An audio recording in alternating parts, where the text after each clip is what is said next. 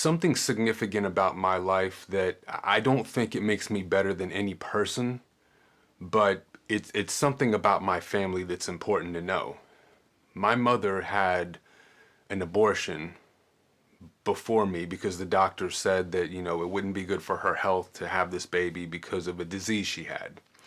After that, she had a miscarriage. After that, two babies were born, Jennifer and Kimberly. They were twins, my sisters, and they both died 2 weeks after birth. So out of the first five babies, I was the first to survive. Like I said, I'm not thinking that I'm somebody special, but it seems that God chose to break the cycle of death through my birth.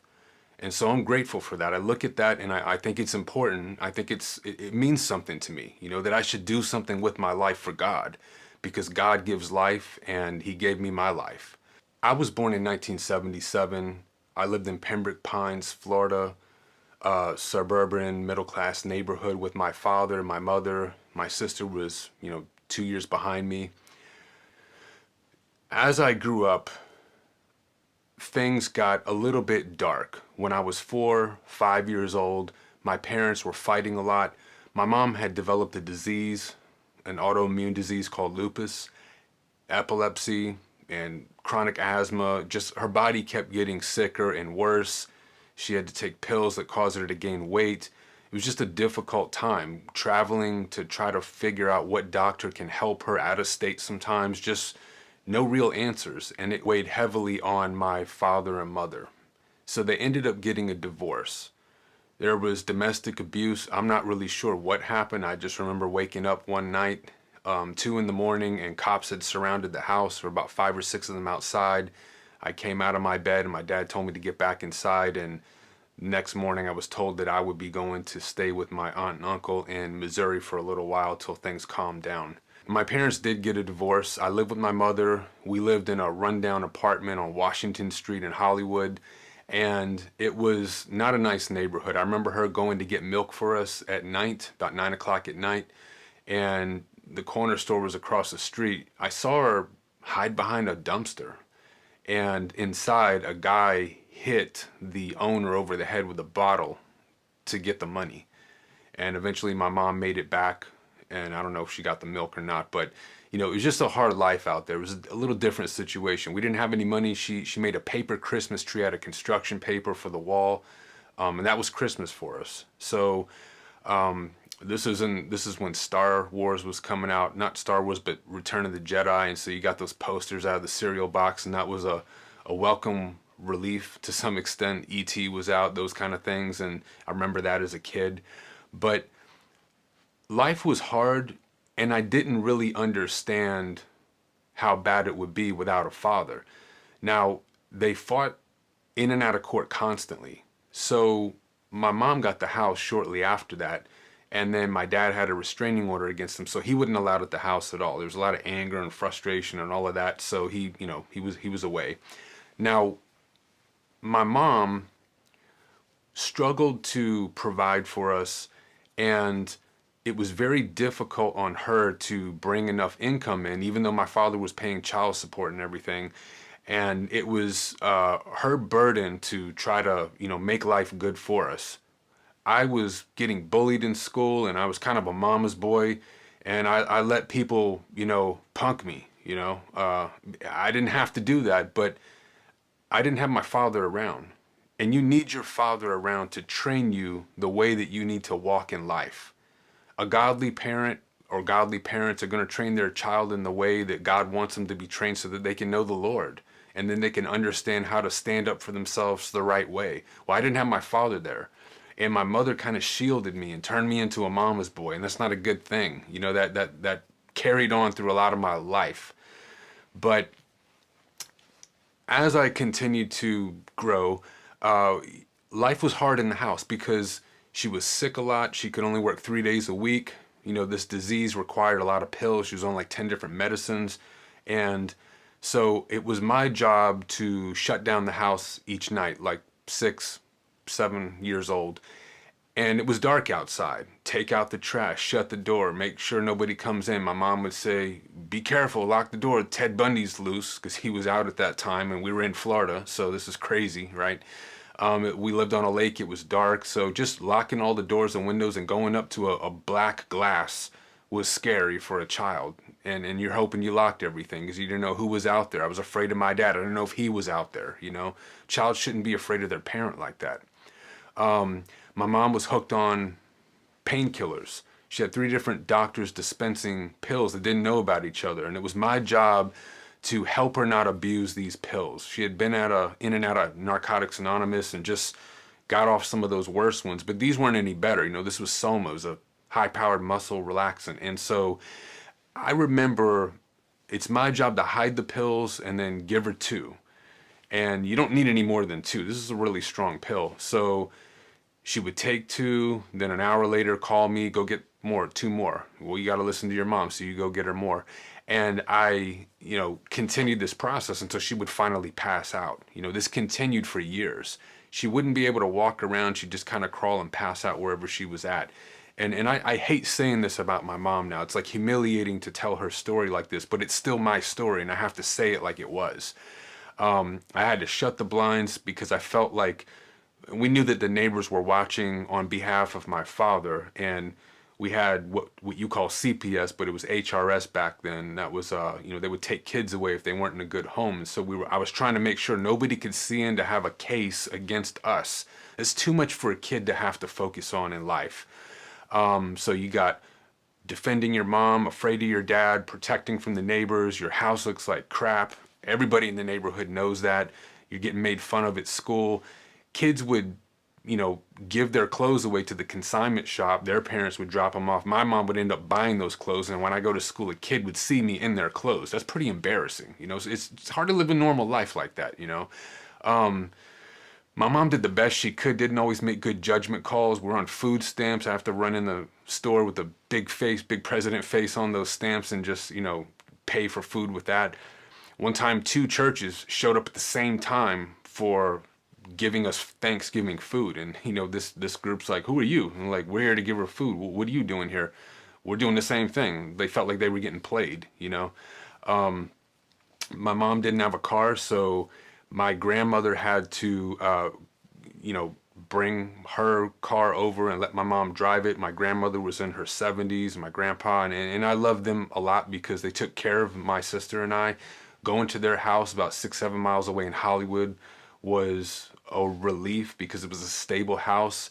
They weren't on pills and things like that, and they were just stable, But as time goes on, you keep living like this, and the pills continued. She had seizures. I'd have to call the ambulance when that would happen, and so the seizures happen sometimes frequently, and I have to put something in her mouth to make sure she doesn't swallow her tongue. Well, life goes on, and my mother taught me that, God needs to be feared. So I thought of God as somebody who's out to get you, so I wouldn't think about God a lot. She also taught me to pray. She said, pray so that God will make me better. She wanted healing, and who wouldn't? So I believed that you prayed to God, but he was kind of stone-faced and cold. I didn't think bad of God. I just didn't think that he would do anything because my prayers were never answered. And then if I ever did something evil, she would let me know that God is not happy with that. And she would scream and yell, and that would make me feel like this is who God is, And God is to be feared, but there's a side of God that's loved that I just didn't really understand. So I was trained to see God as somewhat angry and judgmental, which God is a judge, but not really loving. I was also trained to see God as absent because my father wasn't there, and that impacted me. So time goes on, and some things that led to the sins that were part of my life was finding my father's porn stash up in the closet one time when I was about 12 years old, which was kind of gross to me then, but as I got to 13 and puberty hits, none of the girls at school liked me. So this is a way to fulfill those desires. So it kind of clicked, and I hid those things and I kept those things, and it led me to pursue that throughout my teenage years, right? My mother continued with the pills. And here's where I'm going with that. So one day I come home, beautiful blue sky, 4 o'clock, what, like seventh grade. It's 1991. It's May 8th, right? I just told her I hate her guts. I hope you die. I don't love you, this and that, being a spoiled brat 2 days before that. Well, on this particular day, my grandma was home and my grandma's car was there, which meant my mom was home. So my mom didn't go to work or whatever. So my grandma said, your mommy's in the hospital. She had a heart attack. And I was like, alert. But this had happened before, not a heart attack, but like emergencies. And so she'd always come home. So I figured it's going to be okay. Well, this time it wasn't okay. We got a call. My sister was there about 10 minutes later. And my grandma started screaming, started crying hard. She came to us and said, your mommy's dead. She grabbed me and my sister and just started crying. Oh God, oh Jesus. And she just uncontrollable because that was her daughter, And I remember the world felt cold. The Belle Biv DeVoe was in my head from the weekend, when will I see you smile again? And then my grandpa took me to Burger King and Unchained Melody, the Righteous Brothers, that song was playing. And so those two songs are etched into my brain with when my mom died. Whenever I hear those songs, I think of my mom's death. So what actually killed my mom? Well, she took all 30 pills one time. Now, some saw it as a suicide attempt, and I knew my mom that she was never trying to die. She loved my sister and I too much. She wasn't trying to kill herself, but she was just unchecked with this medicine. And she just rolled the dice too many times, and God decided this is the time, and so she died. She died at noon, somehow, swallowed her tongue, and they found her at 3 o'clock. And so that's one reason why they weren't able to revive her, and she died. They worked on her for 45 minutes, in the house. I remember going in the bedroom and I could still see some of the paramedic supplies on the ground, and I could put the scene back together in my mind. Well, my dad came over, and he had been remarried for a few years to my stepmom, who I did not get along with, either of them. And I didn't want any part of their lives, but now I had to live with my dad. He came over that same day when she died, and he was, relieved. No more custody battles, no more court charges, no more, all this kind of stuff, child support. He could actually save his money now. And he would eventually move back into that house with my stepmother and her older children and me and my sister and raise us there a couple months later. But the funeral. So my mom is dead now, and my father takes me to go pick out a casket to make the funeral arrangements. And I'm in this room full of caskets, and I'm like, this is like from Night of the Living Dead or something. This is like a horrible place for a kid to be. So I picked the cheapest one I can find, $2,500, And I said, do you guys have anything less expensive? And the funeral director was like, well, I can give you a body bag for $300 if you want that. His smart remark was not well received. And I just, we picked that casket. That's all we could afford. My dad didn't pay for it. It went to my grandmother, and she had to foot that bill.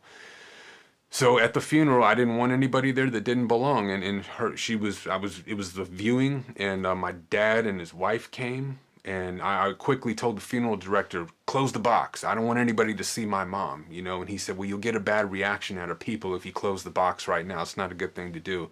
So, they left it open, and I was angry. I couldn't even honor my mother in her death. Like, I couldn't even bury her the right way. I wasn't even left alone for that. I was angry about that. So life was cold after that. My dad wasn't really good about making me feel better about that or being compassionate, just get it together. Life goes on. You just got to get it together, And so hard time adjusting with my stepmother. They thought we should all become Catholic. And I was raised Baptist, nominal, not really a Sunday only, or not even a Sunday only, but more of a Christmas and Easter Christian, in VBS, Vacation Bible School sometimes. But I had a dream when I was 10, and in this dream I was riding down the street to go play ball with my friend, and the sun had set. It was a beautiful blue sky, and then everything changed to sand, and I was racing my bike through the sand, and I felt this feeling like I'm serving Jesus, and it was the best feeling I'd ever felt in my life. And I got baptized either before or right after that time when I was 10 years old, and I remembered that, but I didn't know what to do with it. So I'm I'm not connecting that to Roman Catholicism. It just didn't click. I just felt like, this is legalistic, and I didn't know what that was, but I just felt like we're doing all these things, but I don't feel close to these people. There was a sense of God being there, but I didn't know any more than that, and so I just kind of resisted it. I went on life, got involved in drugs. I met people that lived in rough neighborhoods. Chris Andel came from Brooklyn, New York, my best friend. Clarence and Dwayne came up from Miami from the Pork and Beans Project from this place here, Carroll City Flea Market, 183rd Street.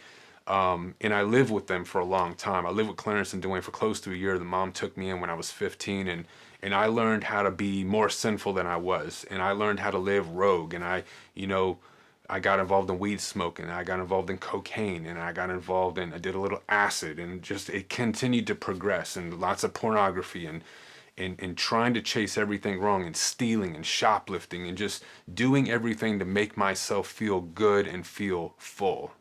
But none of it was working, but I was able to chase this because nobody was catching me. I wasn't going to jail, I wasn't dying or anything, so it was all good, I would try to have girlfriends, and as I would get one, they would all dump me, but it was like I was trying to find my mother's love again. I couldn't find it in my parents at home. I didn't trust them, and I couldn't find it in the girls. So when I was 17, I met my wife. I met her at the Carroll Street Flea Market, same place where Clarence and Dwayne had come from. And we dated. And I remember feeling like this is the closest thing to my mom that I can find. Somebody to tell me what to do, but still love me in the process. And, I don't know, it's a weird thing that when you don't grow up right, you kind of want the wrong things throughout your life. And if you didn't grow up to be taught like a man should, then you're not going to be a man. You're just not going to happen. You have to learn what you didn't know, So life goes on. We're dating. It's a pivotal moment because I just got dumped by one girl. I meet my wife. My dad is moving with my stepmom and my sister up to Vermont, 1,000 miles north. And I've got a decision to make. My dad's like, you need to get your stuff ready. You're moving with us. I was like, Dad, I'm not coming with you. I don't want anything to do with you. So I left my mom's piano that she gave me. I left all of her big paintings that she had, every memory I had. I had the clothes on my back. I had a couple duffel bags with some belongings. And I slept on couches. And, 2 weeks I was staying at a guy named John's house. Another guy older than me, didn't have much direction, but his parents were gracious and gave me a place to stay until Chris got home from New York with his mom. And then she would rent a room out for $230 a month. And that was good. Now, the first 2 months she had questions because I didn't have any money. And she's like, okay, where's this money coming from? I don't see any money right now. So, but I would get October 15th, 1995, or, I would get $20,000. That was coming my way. That was my inheritance money from my mom's part of the house after litigations were settled and liens and all of that. This is the part that I would get. My sister would get the same amount. My mom wrote it in there that we can't have it till we're 18.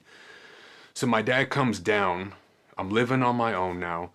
He comes down and he wants me to take the money and give it to him so that he can kind of distribute it to me every month, and I get a job and I live responsibly. I wanted nothing to do with that. So I kind of kept the money, 10 grand in an account where I had access. The other 10 was in like Fidelity to just kind of grow as, interest and all that. So here I am living alone. I feel like I'm on top of the world. I've got 10 grand available. I'm buying music equipment, top of the line. I've been rapping for years now because that's just what I did. I started at 14 or 15. Chris was into that. That was what he came from, in New York where he was from. And so he was always doing that. We did that together.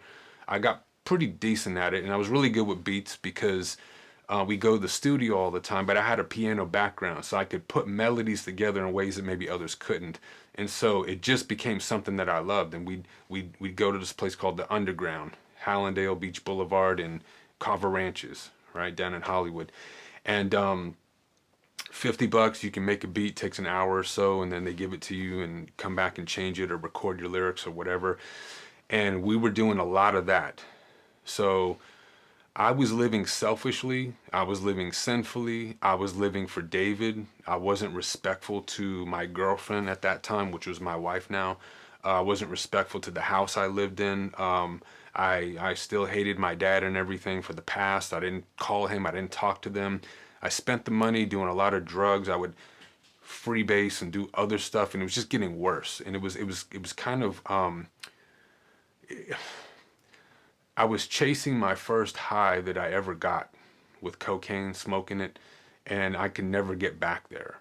And that plus the marijuana plus the drinking, and the money was going down now. So I remember I cleaned out 10 grand, and now I took out the other 10 grand. Now I'm starting to waste that money now. 10 more grand's gone. So I'm on the last 10 grand. I'm buying clothes. And I'm knowing that this can't last forever, but I'm also feeling this funny feeling like, is this what life is? You make your money, you spend your money, you get more money, you spend the money, and it's just a cycle. Is that what life is all about? Because this kind of sucks. Like, if this is all life is just getting and spending money and trying to make yourself happy and not finding a real purpose in life, this isn't good, you know? There has to be more. One time when I was at Chris's house, living in that room, it was a rainy day, it was cold outside, it was the winter of maybe 1996 in January. I wasn't married yet. I had watched this movie called Inhumanities and Faces of Death because I thought that'd be cool, and all it did was make me feel like the world is a cruel place. Like, it wasn't cool to see death. It was something to run away from. I was running from death. I didn't want to die. I had overdoses. Jesus, please save me. And I'd come out of it, but I'd go right back to the drugs a week later because I wasn't trying to get cleaned up or anything. I was just trying to do enough, get as close as you can to the edge without going over, because I was trying to get as high as I can get without dying. And that's just kind of what I think drug users do, you know? And so this particular day when it was cold and rainy, and I'm watching, you know, this show, and the next day I was just thinking, I want to go to a desert and I want to get a tent where there's no people, and I just want to pray to God for the rest of my life. I don't like this world. I don't want to be here anymore. I felt like I didn't have any sexual desires at that time, or aspirations in life or ambitions. It was just like, I don't want to be here anymore. I don't like this place, you know, but I didn't want to die. But I continued to sin. I continued to live for David.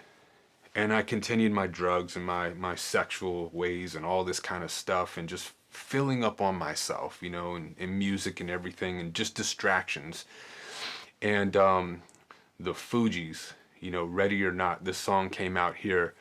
And this song is a song that's kind of like stamped into my mind because of what it means to me. It was one of my lowest moments where I realized I need something to change. I need something, because this life of total freedom that is really like bondage, there's got to be something better out here. I knew I wouldn't find it in money. I knew I wouldn't find it in a job or a career or a family or more drugs or whatever, although I didn't stop. I didn't know what to do. So I was depressed.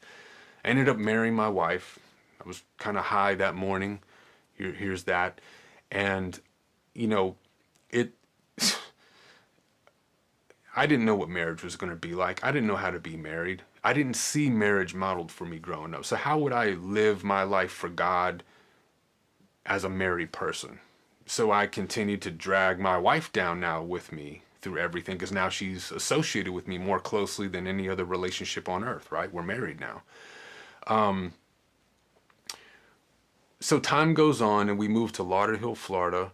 And Lauderhill, Florida is next level. This is the ghetto. This is the place where people are getting shot, killed, raped, mugged, you know, carjackings. Everything's being stolen. The cops are everywhere. Ambulance, just constant activity. I had a friend, Jason. I was looking for weed one time. I go into this weed hole, and they're starting to swarm around me because of, you know, my skin color is different. They know I don't belong here. And this guy came out. He was from New York, so he didn't get along with the people in Fort Lauderdale, because there's these distinctions that happen with people from different areas. So he brought me into his house, you know, treated me just like himself, like he didn't see color, and he was a good friend, but he was misguided.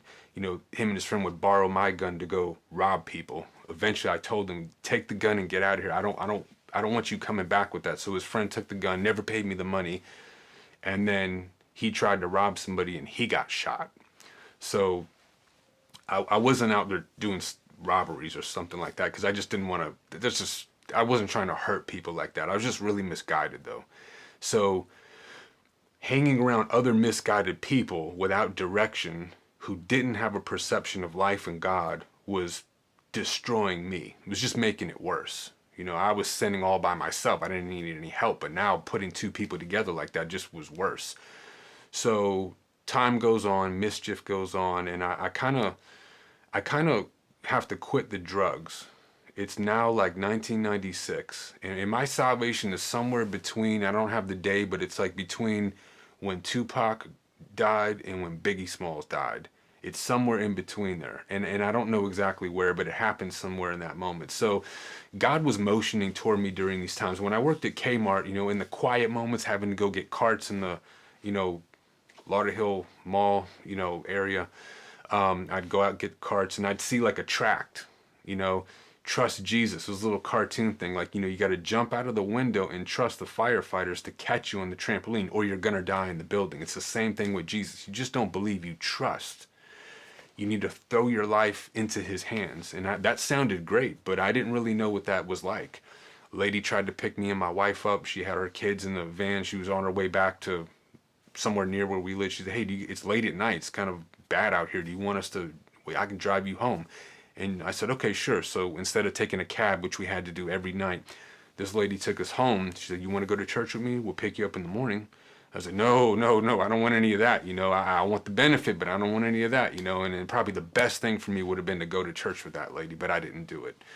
So anyway, you know, I'm just thinking about God and what it would be like, but terrified of God because I know I'm a sinner, but not really, you know, thinking about it too much. I'm still living my life. So I get real sick and, I've got pain in my head and these indentations seem to surface here and it's weird. I quit all the drugs.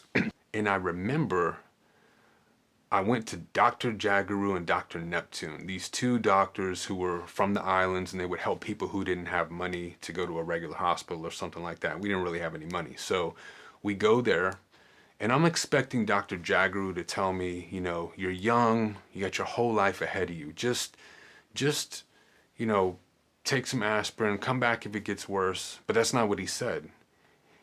He wanted my family history. He heard about my father's heart disease, about my mother's lupus and epilepsy and all of that stuff. And then, you know, he said, this could be very serious. I want you to go to this hospital. I'm ordering a CAT scan. I want all these blood tests. I want these x-rays and all this. And as he said this, it just shocked me because I realized I could die at any moment. I thought I'm going to die when I'm 80 and I'll repent before that time after living my life for myself as my own God. And it's like God was saying, not with a voice, but with a feeling, this terror came over me, like this dread came over me. And it was like, you're not in control of your life. I can take your life right now. And that was scary. And I knew if I die now, I am going to hell. I understood my sin.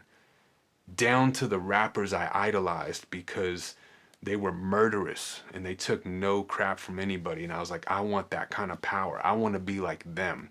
And God showed me, you don't want that. This is where this leads. And you're on the wrong pathway right now. But I didn't feel like I could get off this pathway. I just felt this, not just guilt, but terror. And I walked out of that place with my wife and I walked into traffic. I almost got hit crossing 441, which is a real busy intersection between Broward Boulevard, Sunrise Boulevard, Oakland Park Boulevard, 19th Street. That's where we used to live. And it was, she pulled me back because I was so wrapped up in this idea that I'm going to die and I'm going to perish forever because God is holy. God is righteous. I'm not. I do everything against God. I take good things and I make them bad. And he knew that and I knew that. And so I go home and I'm too weak. I'm just trying to eat soup laying in bed and I got to work that night and I finally get to work and I'm quiet. And the next 2-3 days I'm quiet. I'm just kind of, you know, like stuck, just stuck. And I come home one night. We live on the 4th floor of a grungy condo in Lauderdale Lakes. Everybody's asleep. Reshma, my wife, her uncle, and his girlfriend who lived there. And I'm out in the living room area, big glass window looking out. And I'm watching TV and I see Benny Hinn come on, and I hated this guy. Oh, I hated this guy so bad. He was like a liar, and I hate the way he talked. I didn't like the way his hair looked. I didn't like anything about this guy. And he's going to help taking people's money, but there was something different now. They were on stage and people were holding up their canes like they got healed. Now remember, I had a need. I didn't know if I was really sick or what's going on. So I just say, without even thinking about it, God, is that real? And immediately this force, this power, this energy just like entered into me, and I just started pouring out my tears to God. I just fell forward crying, and I felt like love just filled me. And I couldn't understand it because I knew how sinful I was. And you and I know if that guy's good to you and that guy's bad to you, you don't go near the bad guy because he makes your life worse. Why would God come near to me? And so I just cried for about an hour. It was like cleansing. It was like just seeing that God was near. Why? I don't know, but he was near. And I felt loved. And I was like, why, God? And I kept feeling this feeling like, you don't need to run away from me when you sin. You need to run to me. Almost like God could handle it. So I asked him, since you're dealing with me, since we're being real now, since this isn't just a nominal thing I'm doing, this is like really interacting with you now, God, who are you? What is your name? Are you Allah, Buddha? Who are you? And I just remembered Jesus on the cross. And I, for the first time, really understood this is for me. That death on the cross that was for the world was for me. And I accepted it wholeheartedly. I didn't know fully what that meant. I didn't have all the answers to my questions, but I knew that Jesus was there with me. And he received me. And I think that was the first time that I really went to bed with peace in my life. Now, life had been hard after that. It's been hard now. That was many years ago. It was like 27, 28 years ago. But ever since then, I've had a peace inside me just knowing God is with me. He's not leaving. He's with me. And I began to read the Bible and see how he was moving in my life. It's already written here. These are the things he promised he would do for his children. He's been working on me to remove those sinful tendencies toward, pornography and lust and stealing and, drugs went out the window. I never actually went back to the drugs ever. Like I hadn't gone back to any of the drugs ever, not even one time. Like that's the power of God. I did struggle with alcohol 2-3 years after that for a couple years, but God eventually showed me this isn't part of your life anymore.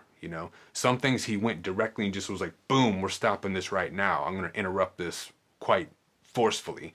Other things he let me kind of struggle through it. And he's been very patient with me through the years. And as I read the Bible and I see the Spirit of God working to change my heart, my desires, I'm sensitive to what God is now, who God is, toward wanting the things that God wants. And this is what he said he would do in Jeremiah. This is the new covenant, that I'm going to make you sensitive to my spirit, to what I want. You're going to love me like I love you. Never to the extent that he loves us, but this is the work of God. So if you want to know God, you can know God, but you got to go through Jesus. Nobody goes to the Father except through the Son. This is John 14, right? But while we were still sinners against God, we weren't crying for salvation. While we were still sinners, Christ died for us. That means God loves us. None of us can be made right because of the things that we do. You can't erase your bad things with the good things that you do. It doesn't work like that. But the blood of Christ, that pure sacrifice that he offered because he never sinned, that was received by God for your sins and for my sins. And if you accept that, if you confess that you're a sinner and you want that relationship with God forever, beyond just heaven, you want him, and you trust Jesus as the only way to save you through his death, burial, and his resurrection, he's going to save you and he's going to change you. and you will find your heart bending in a direction toward God that is quite uncommon to whatever you do now. And I just encourage you to do that. If you bow your head and you pray along those lines with those elements, read the book of Romans, especially chapter 3. Read the end of chapter 6. The wages of sin is death, but the gift of God is eternal life through Jesus Christ, his Son. Romans 10, 9 and 10. If we confess with our mouth and believe in our heart that God raised him from the dead, we will be saved, and he won't disappoint. So thank you for listening. If you have comments, please drop them in the comment box. I'd be happy to read them and respond. But I just hope you give your life to Jesus too.